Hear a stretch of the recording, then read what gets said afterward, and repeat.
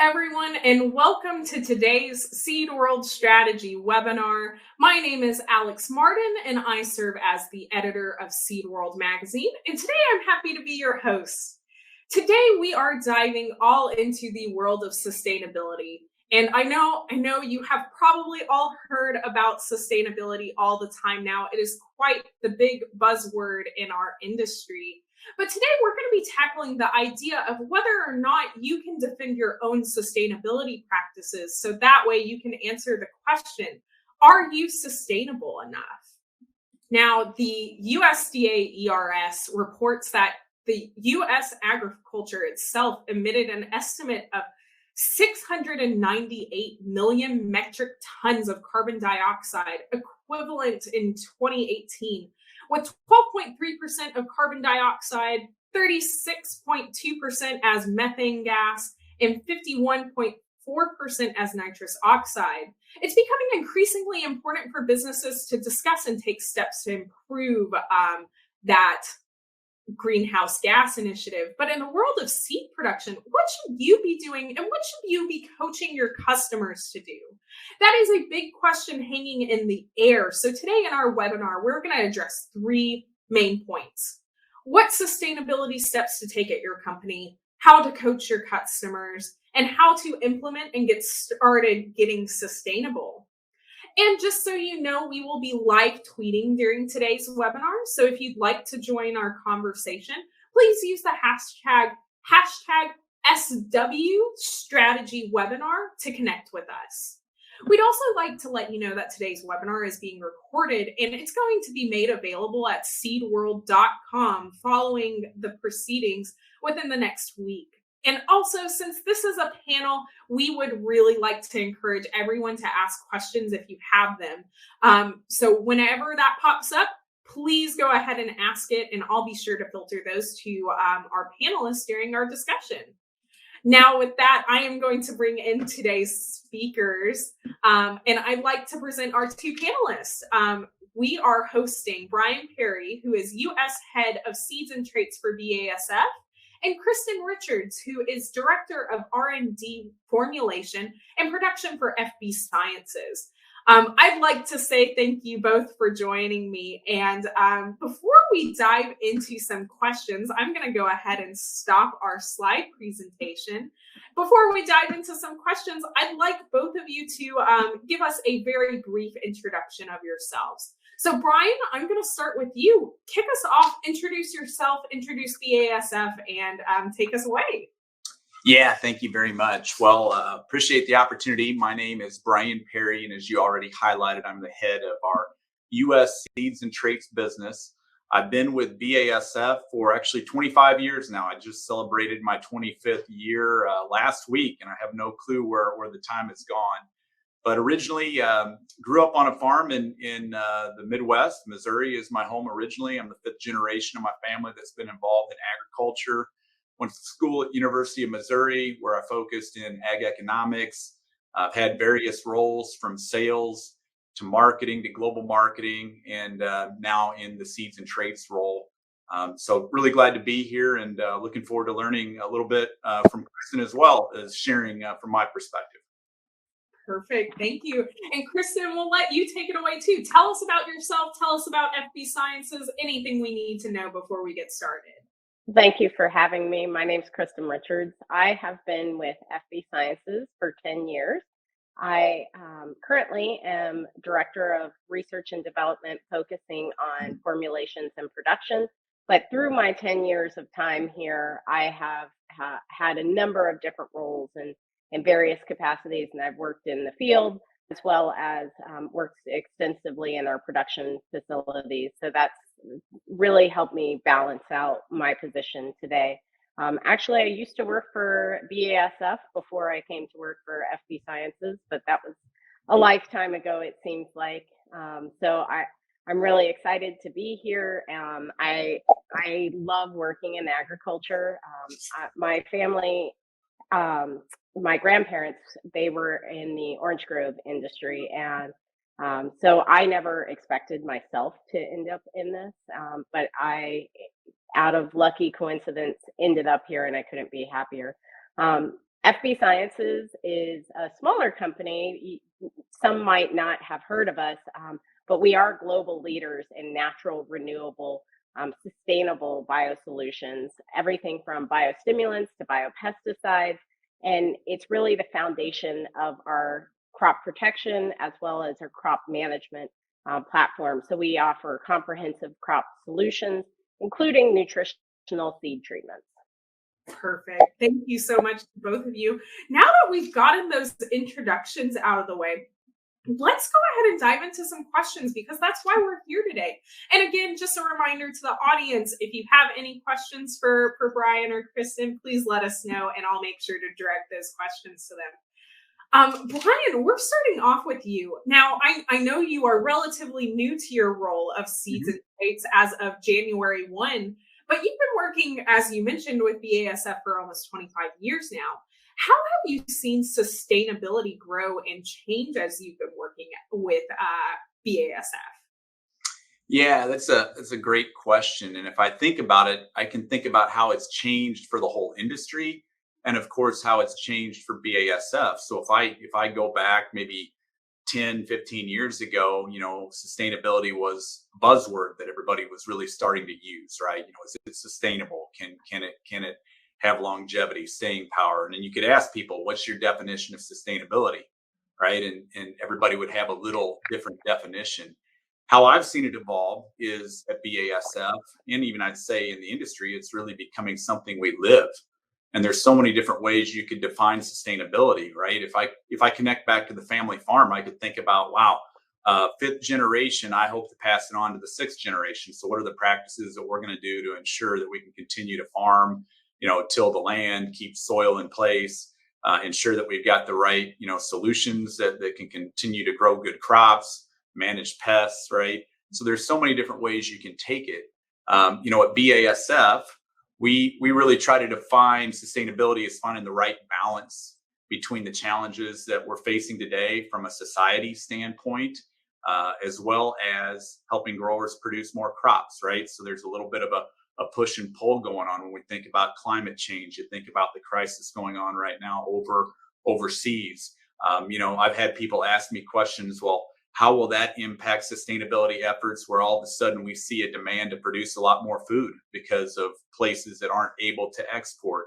But really, at the end of the day, I've just seen it become something that has gone from a buzzword to something that people truly are focused on to benefit, everyone, right? Whether it's the environment, whether it's the consumer, or whether it's an organization, it's a benefit to differentiate and show up different in the market. So those are some of the ways I've seen it really evolve here of late.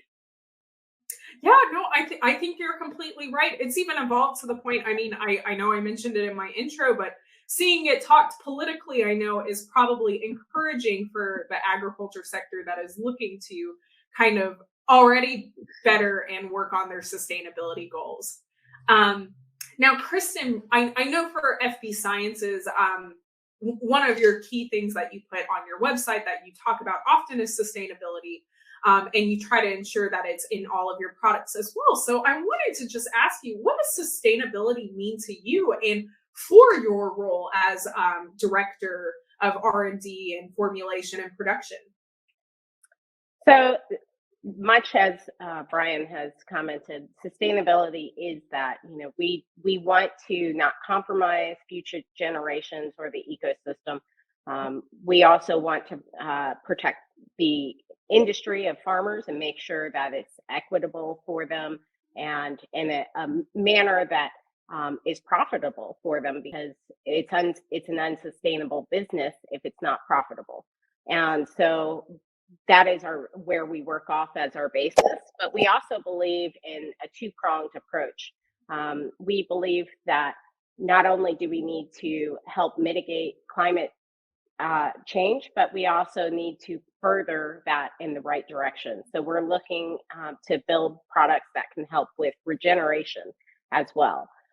So we're trying to build a sustainability platform that is doing no harm to the environment, but ultimately we want to get to the goal of repairing the environment and doing so in an economical way for the grower. Perfect. Thank you. I think it's important to talk about both the past and the future when it comes to sustainability. So I'm so glad that you brought that up as well. Now, you have both kind of established the baseline of what you've been seeing at your companies when it comes to sustainability, but I'd love to hear a little bit more about some of the steps they're taking to kind of become more sustainable for the future. So I'm going to pose this question to both of you, but we'll start with Brian and then move on to Kristen afterwards. So Brian, what are some of the steps BASF is taking to become more sustainable for the future? Yeah, I appreciate that question, and I think there's several ways. If I could, I'll probably answer it. I know this is seed and trait focused, but the neat thing from my time with BASF is seeing how everything connects, right? When you think about crop protection, seed treatment, traits. If I think about from a crop protection standpoint, having been in previous roles with global marketing and herbicides and development, we really look at, sustainability from a regulatory standpoint, safety standpoint, right? So we have something we call, it's our triple S validation process. So several different steps that we go through. We rate all the products that we have today that we currently sell, but also that we look towards the future.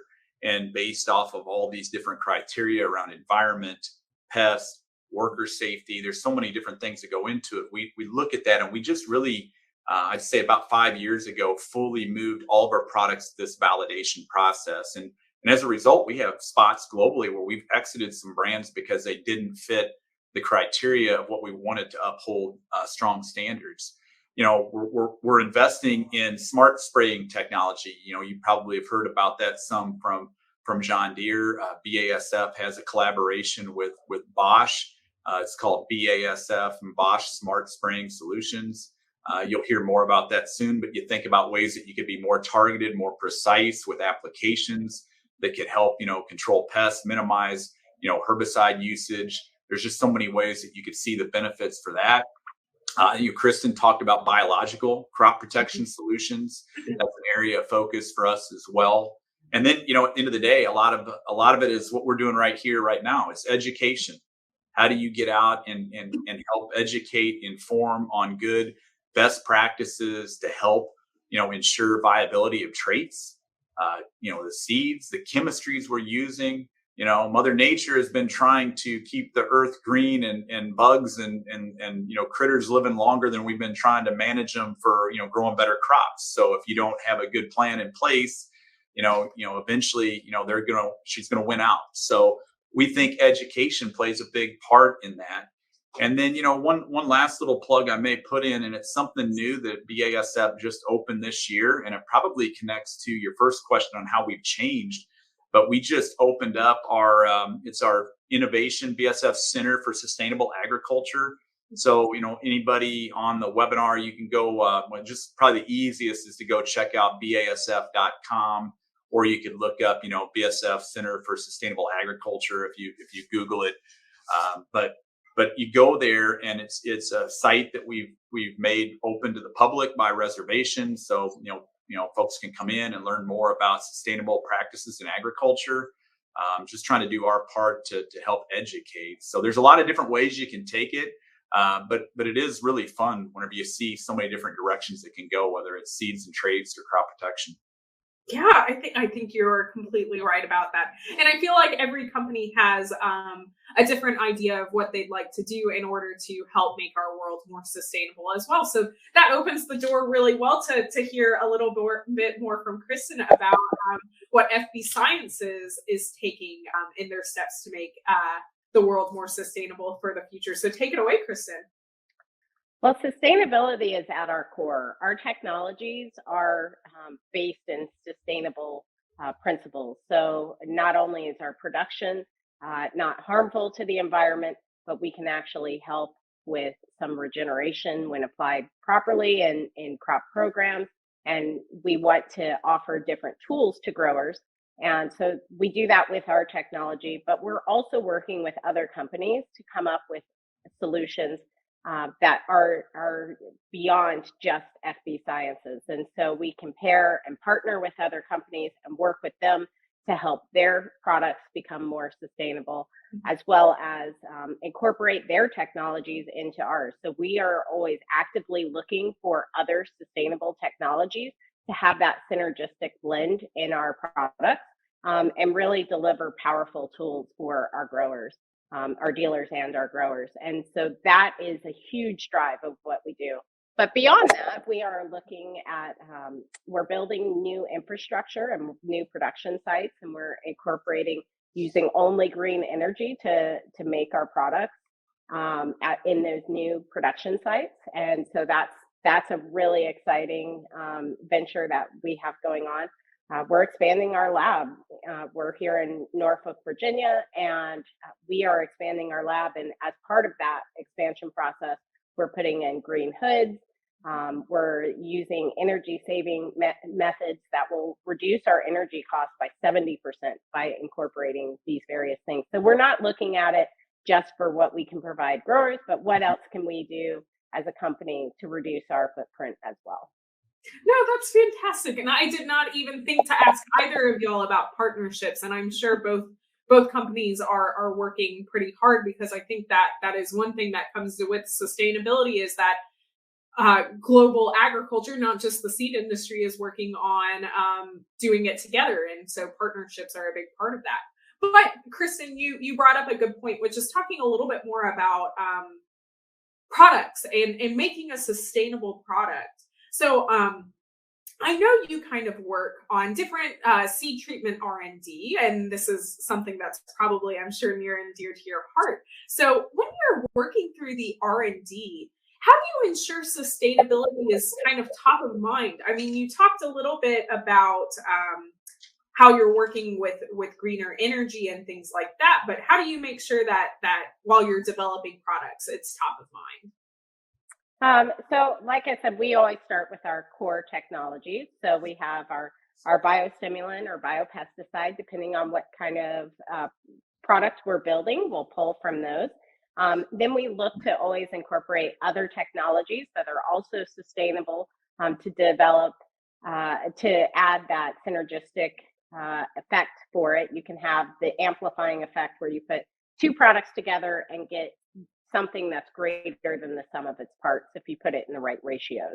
So we do a lot of studies in the lab, bioassays, and then field trials as well to make sure that we are getting the right ratios. And what that can actually lead to is a reduction in inputs ultimately for the grower. So we can reduce fertilizer inputs, we can reduce pesticide inputs by having those synergistic ratios and studying those out. And that leads to things like less runoff and better nitrogen utilization. We've actually, last year or this year, early this year, we published our climate report. And so we looked at the impact of our practices and our products, and we showed that if you incorporate our products, it leads to a 37% reduction in CO2 compared to conventional agriculture. So, we're pulling from a variety of different tools, and that applies to seed as well.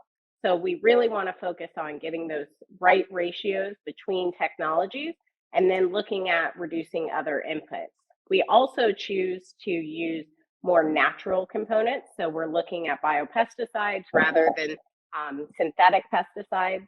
And we're trying to push more in the direction of soft chemistry wherever applicable. And we're getting that, so we're providing adequate protection for the consumer while using a soft chemistry. And so you see the benefits of the environment from that, as well as the economic benefits for the grower. And that's going in that sustainable direction. And then ultimately towards that regenerative direction. We really focus on nutrient use efficiency when we're looking at our nutritional products. And so that ties back into reducing those other inputs as well, because the plant is able to take up more nutrients and convert that in the plant, and you have less runoff. So we focus in our seed products on, we say it's a propulsion rather than protection because they're nutritional products. So we're really focusing on propelling that plant early on in its life cycle, which helps it become a more healthy, sustainable plant, and it will need less crop protection, especially synthetic crop protections. Perfect. Thank you so much. And then, Brian, you're kind of coming at us a little bit more, less from the R&D side, certainly, and more from a managerial side with seeds and traits. But I'm sure you help work with your team on new product ideas, and sustainability, I'm sure, comes up in those discussions. So how does it fit into your process as you're working? Yeah, well, I think it all starts with find a need and fill a need, right? And so when you think about from a marketing or a business standpoint, you've got to understand your customers, you got to understand the challenges they're facing, the opportunities that are in the market. And so that's where our business plans and a lot of ideas will start, where we give guidance to, R&D teams like what Kristen works on so that you can go out and find the next best solutions. So from our standpoint, we really look at that. You look at the trends that are going on within what we're dealing with today. When you think about climate change, for example, obviously that's a big one. There's a lot of talk around how do we help capture carbon credits. So where does that go? So in addition to the world before, where we thought more about the bugs and the weeds and the different pests that were challenges, now we're thinking more broadly and thinking about how we could provide solutions that could help out with that. Just some examples. And I think there's a lot of good examples of places that growers today, retailers today are doing good sustainable practices. If you look at no-till, that's a good place where we're capturing carbon credits, right? So how can we develop new herbicides in the burn down space that help for more sustainable no-till practices? As weeds have shifted, obviously in some markets, you're at a place where, well, I can't control those weeds anymore with what I have. So that either leads to higher use rates, which is not, environmentally responsible, or it leads to an individual needing to till. So then we start thinking about, well, how can we innovate and bring a new chemistry, and also in some situations, a new trait platform? Because some of the chemistries we find in BASF's pipeline may need a trait to be able to bring it to market. And that is kind of the fun thing, for those on the call, BASF being in the seeds business, actually commercially selling seeds, that only happened about 4 years ago when we acquired our cotton, canola, and soybean businesses, as well as our hybrid wheat platform. So now we can look through the lens of not just innovating chemistry, but we can think about, we also have a way to innovate a trait package that we could bring a complete offering to solve a problem for a grower, right? And so other examples, and I just hit on one, hybrid wheat. We see that as an opportunity. How do you continue to innovate? How do you take a crop as widely grown as wheat and get more on the same acre, right? How do you get more yield, make it more efficient with how it grows? I like what Kristen said about nutrient use efficiency, right? These are all ways that we can get more. And then there's crops like canola that we focus on because we have our Invigor brand in canola country. Canola recently was approved by the USDA as being, a high value fuel source, right? So it's been proven to reduce carbon emissions when used in biodiesel by over 50%. Additionally, you think about the carbon sequestering that comes with a crop like canola. It has a very deep rooted system. So now we're looking at ways to how can we expand these markets in the US and Canada. We're also focused on a crop, Juncea, similar, same family as canola. We've been looking at how can we innovate that crop so it has the same characteristics, the oil quality as canola.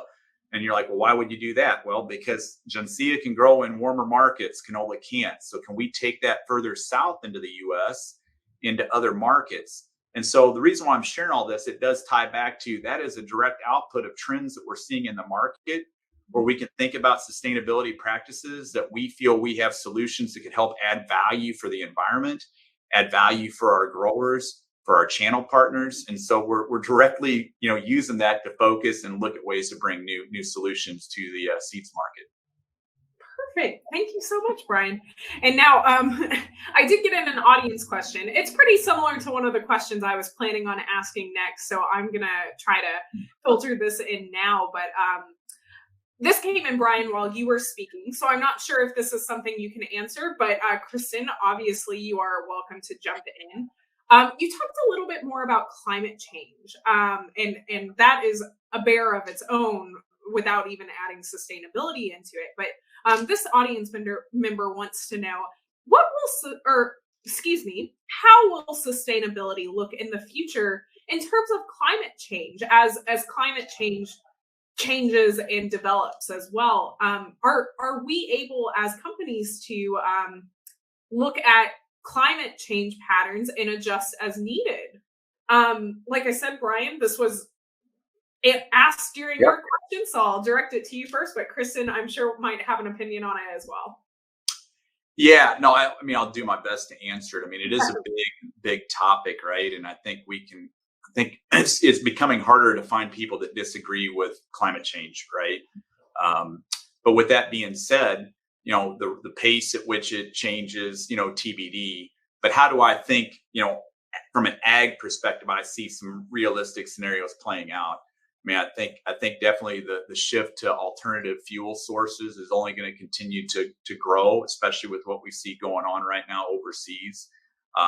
What does that mean then for oil crops? So I already talked on canola. What does that mean for crops like soybean, where maybe you have a shift to more biodiesel? So those have big implications when you think about seeds, traits, crop protection, fertility. So I think you'll have places like that. We already talked about smart spraying technology. So how do we do do more efficient practices of applications, maybe less trips across the field, more targeted? How do we reduce physical trips where we're not having to burn as much fuel to get things done? And then to me, the unknown that I've sat and I've listened to folks from Purdue. I'll just pick on a university. I don't have an affiliation there. I think they do a good job. And, they're still talking about, well, where does this carbon credit thing go? Right. And how can that help? But that also we really have to commit to. Like, there is definite benefits to, conventional or no tillage or limited tillage, right? Practices that we can get more carbon sequestering in the soil. But we have to commit to doing that, right? Because as soon as you go till the ground up, all that goodwill just goes away. So I just think there's a lot more for us to learn. I think the cool thing is that you started off the call talking about how ag is obviously highlighted how we're contributing to the problems. I think we have the greatest opportunity to also contribute to the solution, right? I think we could all agree that we are contributing, but probably there's other things in the world contributing much greater. It's also an opportunity to educate on a positive front about agriculture and how we can help. So I may not totally answer it, but I definitely foresee it changing the way we farm, the way we think about how we do things here at BASF and Innovate. No, I think that is absolutely perfect, Brian, especially when you say that ag has a lot to contribute to fixing the problem as well. Kristen, did you have any thoughts you wanted to add on to that? I couldn't agree more with that statement from Brian, that we are part of that solution. Ag has tremendous potential to help be part of the solution, and we're all working towards that. And so it's so encouraging to see so many companies that are providing solutions. To address that specifically, and what I'm familiar with is, our biological products are really efficient at helping seeds start under stressful conditions. So as those climate change conditions progress and get worse, and we have more extreme cold and more extreme heat, wet and dry, so we have that moisture stress either way to contend with. When you treat with our products or by other biological products, some have the same benefits. You can see that you still get very good uniform germination, and so that's really key, is to have different products that can allow the growers to seed and have those tools to allow for adequate germination or uniform germination in those very stressful environments. Just as Brian mentioned, we're going to have to look at different types of crops in certain areas, but we need to have the tools to help those crops in those stress conditions. And that's one area that biologicals, in particular FB Sciences, excels in. Perfect. No, thank you so much. And Christian, you actually just opened the door to my next question, and it's a doozy. I apologize. One thing that we talk about when it comes to sustainability and seed treatments in particular for you is that sometimes seed treatments can get a lot of bad press due to some issues that can pop up. And I'm thinking things like seed treatment spills, things that are hard to clean up and that can cause some environmental issues. How do you ensure that's not an issue with FB Sciences treatments? Well, we're lucky in the fact that our products are natural and sustainable, and so we don't have the same concerns that some other companies do. We're not causing death of the natural microbial environment whenever those spills occur. The only thing to be concerned about is not our technology itself, but some of the nutrients that we pair with our technology. So if you have a large spill of zinc or molybdenum, that can be harmful to animals in the environment. So you need to still manage that. But because we choose natural sources of those materials, it's much easier to remediate and ensure, as long as the animals aren't consuming that, ensure that you can safely clean that up. So when you have something like a nicotinoid that you have to clean up, that's something that's very difficult to manage. But we don't have that issue, and we're safe for microbial populations. So we're protecting the bacteria in the soil that's present there. We actually help grow the natural bacteria. So I'm lucky that I don't have that keeping me up at night, and I'm very, very fortunate to work for a company that does provide such safe technology. Very fair, very fair. And now, I know we've been talking about a lot of products, but I'm looking at our time, and to keep us on track, I'm gonna skip a couple of questions and move forward so we can talk about how to better approach sustainability with customers. So, Brian, this question is actually for you, because I'm sure your team hears a lot about sustainability from customers, whether or not it's a concern or a question or something like that. But so, what is typically the biggest concern you and your team hear about sustainability from customers? Yeah, it's interesting. I was just meeting with some customers this week, and we spent time talking on the topic, right? When I have the conversations, I would say, everyone, as we started off the call, today, talked about the importance of sustainability and the influence it's going to play in their organization, right? There's no questions about it. Where the crystal ball, I guess I could say, comes into play is, what does it look like? What's that going to be in the future? Where should I focus, right? Are the carbon credit programs, is that sustainable, right? Is that the right approach? And if so, how can our customers help contribute and help provide good solutions there? When you think about recommendations, how would sustainability potentially influence a recommendation that an ag retailer could make to a grower, that a crop consultant could make, right? That we could make in addition to product offerings. So I think it really is that big question about, where should I invest my resources today so I'm prepared for where it's going to go in the future. So you just got to see the Vice President of North America Seeds and Trade stick his head in and wave while I'm giving the webinar. So that's my boss. So Miracle was here to help out with that. But I think you can't. This is a virtual world, right? At least I'm not at home and the dogs are barking and the kids are coming home from school.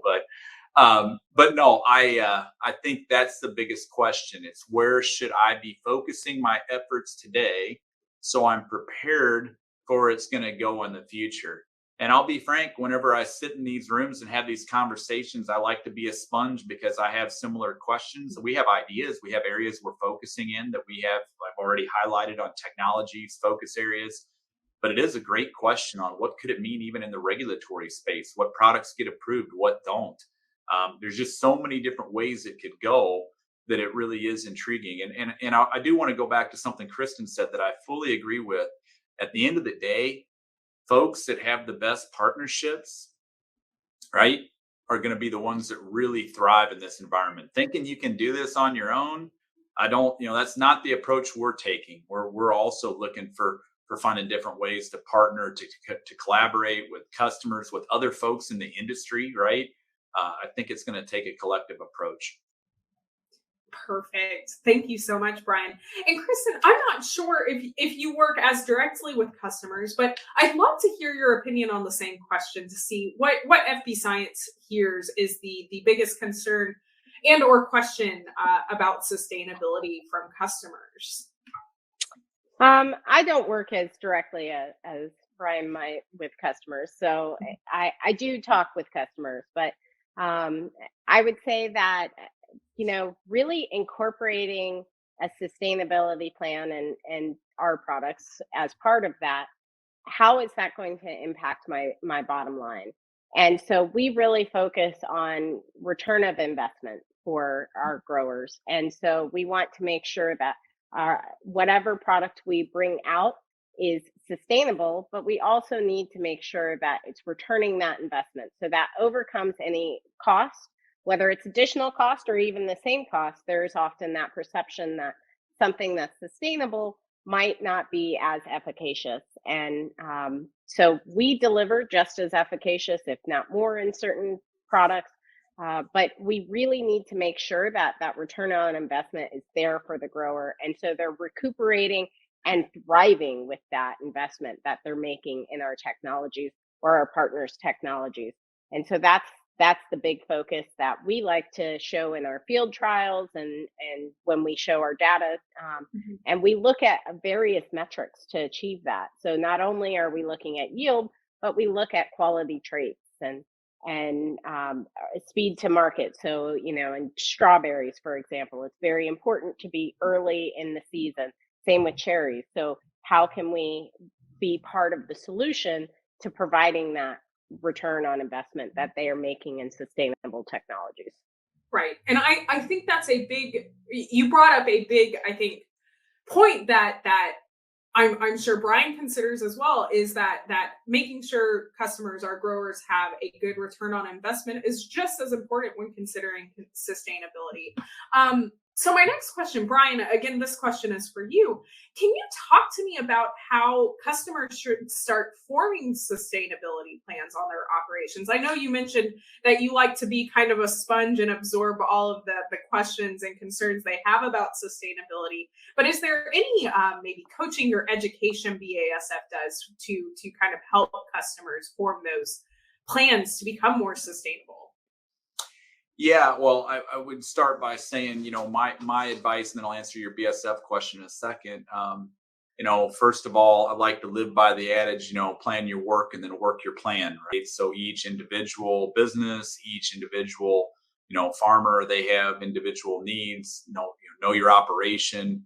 What are you doing today already? I think a lot of times in agriculture, we're probably not getting credits for all the sustainable practices we're already doing. Right. So if I give you an example, we have at BASF what we call our E3 program for cotton, and the E3 stands for environmentally equitable. I'm sorry, I'm going to read this for a second just because I get the E's wrong, but socially equitable, environmentally responsible, and economically viable. So that's what E3 stands for. But what is it? So, and it's really about a sustainability tracing program that we do with cotton. So we've got cotton producers that we're able to go out and validate and actually trace back to individual fields the sustainable practices that were used to grow that cotton crop. And then we have an exclusive partnership with, a mill, Vidalia Mills, that then works with companies like a Wrangler, Lucky, several others to then see it all the way through. And why am I sharing this? Well, I'm sharing it because the program itself, I'm not going to sit here and say drove different sustainable practices for those growers. They were already being responsible. Our stats showed that, over 70% of the growers enrolled were using reduced tillage practices. So they were already practicing sustainable, agriculture efforts. And as a result, they also saw, I think it was like 68% reduction in carbon emissions because of the sequestering and the practices that were in place, right? So now we can say, oh, I've got a story for how we're contributing to helping. But without the traceability, that's one of the big issues that ags had, right? Can we actually trace it and track it back to an individual field? So that's one example of a program that we're doing here at BASF in the cotton space to help and then connect back. So, to me, it's know your operation, know what you're already doing today. What are your longer term goals? Because I think back to the question on investment, when you think about an ROI on a sustainability program, you can't just pencil it on 1 year. There's always going to be more upfront investment if you're changing a practice. If you're going to go from, conventional tillage to no tillage, there's incremental cost. But whenever you add it up over time, what's that cost benefit to ensuring the viability of tools? I mean, we could look at what happened in the weed control space and folks that just lived on Roundup Ready forever. They probably penciled short term the benefit of putting a residual herbicide down and said, ooh, that doesn't pencil. But if you could go back and show the return that if we would have kept that tool viable for the long haul, that probably would have been a lot cheaper investment than what ended up happening, right? So I think that's the other part I would share. You really need to plan with the end in mind and have a really longer term when you think about sustainability on ROI. And how we're helping, we have our field sales teams, we've got our ag solutions advisors, we've got our business representatives that work with retailers, that work with growers. And at the end of the day, they sit down and build customized plans. And I think you have to really individualize it.